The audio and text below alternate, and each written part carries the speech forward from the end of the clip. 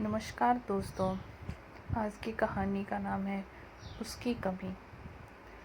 कहानी के अंत तक हमारे साथ बने रहिए। तो शुरू करते हैं आज की कहानी। रात बहुत लंबी लगने लगी थी और दिन की उदासी आसमान में छाई रहती थी। आज भी वही शाम थी जब मैं उस बगीचे में बैठा हुआ था। आज भी छोटे बच्चे फुटबॉल खेल रहे थे और आज भी सूर्य बिस्तर बांधे जाने की तैयारी में था। अगर कुछ कमी थी तो वह मेरे साथी की, मेरी गरिमा की। आज से 3 दिन पहले देहरादून में एक बुक रीडिंग थी। उस दुख की रीडिंग जो गरिमा ने लिखा था उस किताब में उसने अपनी मोहब्बत की ज़िंदगी उतार दी थी जो उसने मेरे साथ गुजारी थी। उस कहानी की शुरुआत हमारे कॉलेज की ज़िंदगी से थी कि किस तरह से हम दो विपरीत सोच वालों की दोस्ती हुई और वह कैसे इश्क में तब्दील हो गई। बहुत ही कम समय में मुझे उससे बेहद लगाव हो गया था। उसने मेरा दिल चुरा लिया था और मैंने उससे मैं दूर नहीं जा पाता था। ना जाने कितनी बार मैंने कोशिश भी की थी, लेकिन क्या करूं, इंसान अपने दिल के बिना नहीं रह सकता। तो मैं कैसे जीता। मेरा तो दिल गरिमा के पास था। जरा सा भी दूरी बनाता था तो मेरे सीने में मौजूद उसका दिल मुझसे बगावत करता था कि ये तुम उसे तकलीफ़ देकर अपने ही दिल को क्यों तड़पा रहे हो। उसको पता था कि हम दोनों बिना एक दूसरे के नहीं जी सकते हैं। तो फिर क्यों मुझे आज इस तरह अकेला कर गई है। क्या दोबारा लौटेगी वह मेरी ज़िंदगी में। उस दिन वो मना कर रही थी बुक रीडिंग में जाने से। उसका मन नहीं था देहरादून जाने का, लेकिन ऑर्गेनाइज़र के रिक्वेस्ट करने के कारण मैंने उसे कहा था कि चली जाओ। बड़ी मुश्किल से मनाया था मैंने उसे।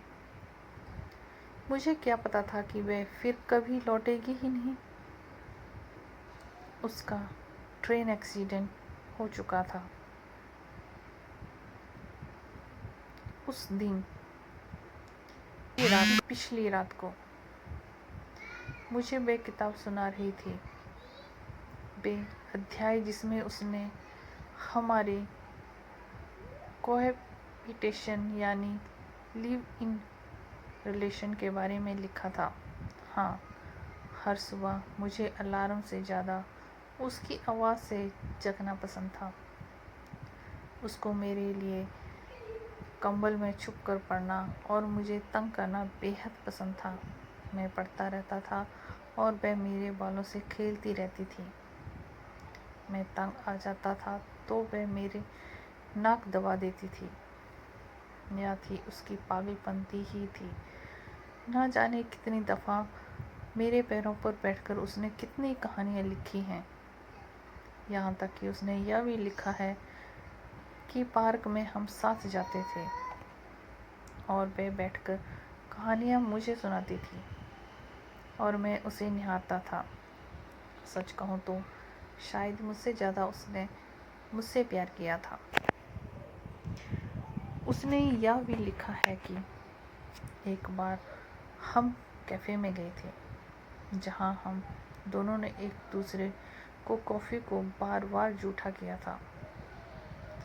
मैं एक घूंट अपनी कप से लेता और दूसरा घूंट उसके कप से, और वह भी यही करती थी। बहुत ही बेहतरीन ढंग से उसने मेरे प्यार को सफ़ेद पन्नों पर नीली स्याही से उतारा है और ना जाने कितनी बार अपनी पीली ड्रेस पर लिखे मेरे नाम का जिक्र भी किया है। उसको पसंद था पीले वस्त्र पहनना, क्योंकि पीले वस्त्रों में मैं उसकी तारीफ किया करता था। और उसको पसंद था मेरा उससे प्यार करना। उस दिन भी वह मेरी पसंदीदा पीली ड्रेस पहनकर गई थी, तो क्यों उस पर लाल रंगों ने अपनी दस्तक दे दी। एक्सीडेंट के बारे में सुनने के बाद मैं भी गया था उसे ढूंढने, लेकिन वह मुझे नहीं मिली। मेरे हाथों में लकीर धुंधली हो गई थी। उस एक्सीडेंट में कुछ ऐसे भी लोग थे जिनके बारे में कुछ पता ना चला है। मुझे उम्मीद है कि मेरी गरिमा मुझे वापस मिलेगी, हो जाएगी गरिमा जोशी मेरे नाम। मैं नहीं चाहता खोना अपने प्यार को, मैं नहीं चाहता खोना अपनी ज़िंदगी को। मुझे उन पलों के बिल्कुल नफ़रत है जिन्हें मैं उसके बिना गुजारता हूँ। दूर दूर सपनों से मुंह मोड़ता हूँ जिनमें उसकी मौजूदगी नहीं होती है।